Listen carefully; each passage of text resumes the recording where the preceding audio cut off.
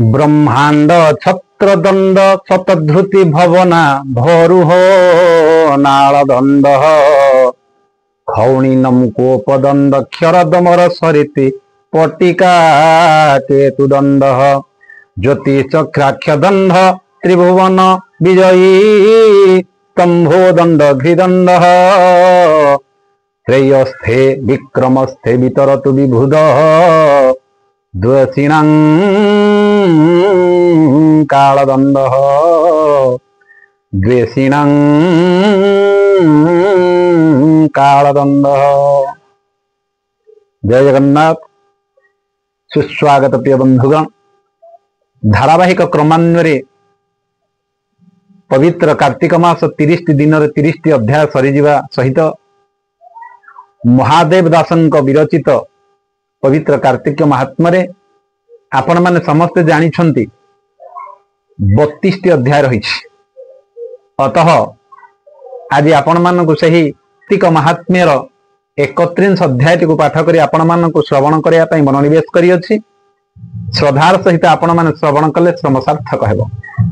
जय जगन्नाथ। 31 अध्याय। विष्णुर महिमा अनेक कहंती सुत पौराणिक शुणी सकल मुनि गणे गोविंद आज्ञा परी माने मिली सकल ब्रह्म ऋषि वरुणपुरे दूत पेशी ज्येष्ठा कन्या को अणाइले विभा मंडपे उभा कले अनेक लोक मिलित ही कन्या को देखुछंती रही स्वभावे अलक्ष्मिता नाम रूपता विपहरित कर्म पृथु शरीर वृद्धा जन विशाल हृदय कोटि क्षीण पिंगल केश लंब कर्ण रकत नेत्र दीर्घासन दीपाग चुल्ली मध्य झिका पराये दिशई नासिका अति ओसार बेनिपाटी श्रवण परिजंते घोटी हरित वर्ण दंतपंती दिशई भयंकर मूर्ति जिह्वा खड़ग प्राय जानी उष्ठ उन्नत खर वाणी दीर्घ चरण क्षुद्र कर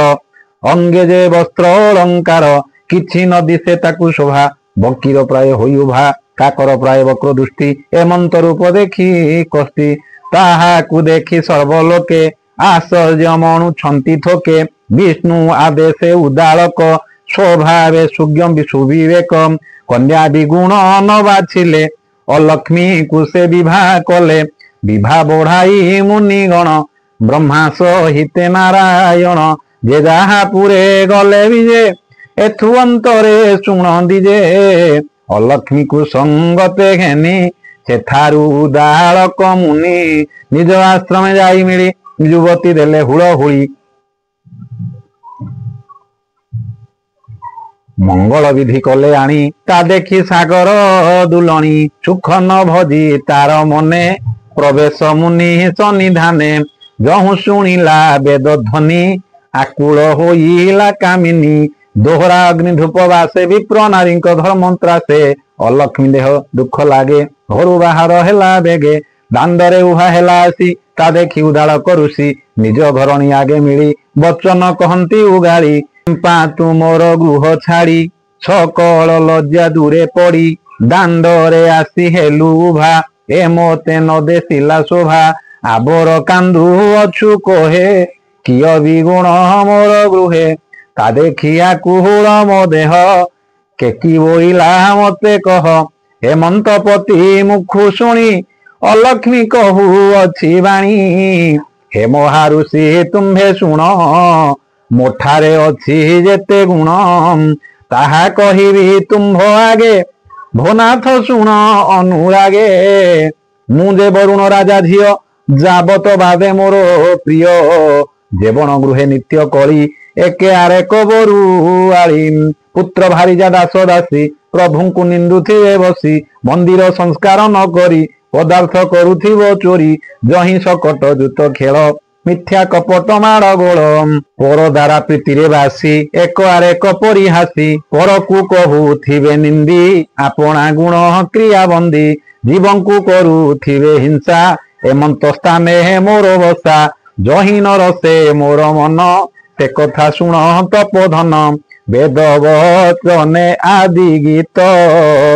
जे वाक्य गोविंद चरित ଏହା ମୁଁ ନ ଶୁଣିବି କର୍ଣ୍ଣେ ଯେ ବାଦ୍ୟ ମଙ୍ଗଳ ବିଧାନେ ନୟନେ ନ ଦେଖଇ ତାହା ସେ କଥା ଶୁଣ ମୋର ନାହା। ସ୍ତ୍ରୀ ପୁରୁଷ ଆଦି କରି ଯୋଜନ ସୁନ୍ଦର ସୁନ୍ଦରୀ ସୁକ୍ରିୟବନ୍ତ ଶୁଦ୍ଧ ଚିତ୍ତେ ସୁବେଶ ହେଉଥିବେ ନିତ୍ୟେ ସୁସଞ୍ଚୟରେ ଥିବେ ରହି ମୁଁ ତାହା ନ ପାରଇ ସହି ହବିଷର୍ଣ୍ଣ ଶୁଦ୍ଧ ପାତ୍ରେ ଯେ ପୁଣ୍ୟ ତୀର୍ଥ ପୁଣ୍ୟ କ୍ଷେତ୍ରେ ଏଣେ ସନ୍ତୋଷ ଯାର ମନ ମୋ ଦେହ ତାର କମ୍ପମାନ ଗନ୍ଧ ଚନ୍ଦନ ଜାତି ପୁଷ୍ପ ମୁଁ ନ ଘେନଇ ତାର ବାସ ଆମିଷ ବାସ ଯହିଁ ନାହିଁ ମୁଁ ତହିଁ ନ ପାରଇ ରହି ତୁମ୍ଭ ମନ୍ଦିରେ ଘୃତ ବାସ ହୋମ ଅନଳ ଧୂପ ତ୍ରାସ ମୁଁ ତାହା ନ ପାରିବି ସହି ବେଦ ବଚନେ ମୋର ଦେହି ବାକ୍ତେ କଦଳୀ ପ୍ରାୟ କମ୍ପେ ଗରୁଡ଼ ଆଗେ ଜହ୍ନେ ସରପେ ମୁହିଁ ହୋଇଲି ସେହି ମତି ଦେଖି ତୁମ୍ଭର ଏହି ଗତି ଯଦ୍ୟପି ଅଛି ମୋର ଆସ ପୁଷ୍ଟିତ ତାନେ କର ବାସ ଏମନ୍ତ କହି ସିନ୍ଧୁ ଜେମା ପୁଣି କାନ୍ଦଇ ଅଲକ୍ଷମା ଏ ବାକ୍ୟ ଶୁଣି ମହାଋଷି ଚିନ୍ତା ସାଗରେ ଗଲେ ଭାସି ହୃଦୟରେ ବିଚାରନ୍ତି ରହି ଏଥିରେ ଭଲ ଗତି ନାହିଁ ଯଶ ଆୟୁଷ ସୁତ ବିତ କ୍ଷଣେକେ କରିପାରେ ହତ ଏ ନାରୀ ଥିବ ଯାର ଘରେ ତାର ପ୍ରମାଦ ନାହିଁ ଦୂରେ ସନ୍ନିଧେ ଥିବ ସର୍ବବାଦେ ଏ ଧର୍ମ ଧ୍ୱଂସୀହୀନି ପ୍ରମାଦେ ଏ କୂଳ କଳଙ୍କିନୀ ସଲ ବେଳେ ହୁଁ ଉପେଖିବା ଭଲ ପୁରାଣେ କହିଛନ୍ତି ମୁନି କଳହା ସ୍ତ୍ରୀ ଦୁର୍ବାସିନୀ ସ୍ୱାମୀ କି କାନ୍ଦି ବାନ୍ଧି ପାରେ ତାହାକୁ ନ ରଖିବ ଘରେ ଯେବେ କ୍ରୁଧ ଭାବେ ରଖି ପଶ୍ଚାତେ ହୁଏ ବଡ଼ ଦୁଃଖୀ ସକଳ ଧର୍ମ ନାଶ ଯାଇ ଅନ୍ତେ ନରକ ଗତି ପାଇ ଏକଥା ଜାଣଇ ମୁଁ ଭଲେ କି ପ୍ରୟୋଜନ ଏଠୁ ଥିଲେ ସଦନେ ରଖି ନ ଯୋଗାଇ ନିର୍ଜନେ ନିବାସିବା ନେଇ ଏମନ୍ତ ପାଞ୍ଚି ମହାମୁନି ଅଲକ୍ଷମାକୁ ସଙ୍ଗେ ଘେନି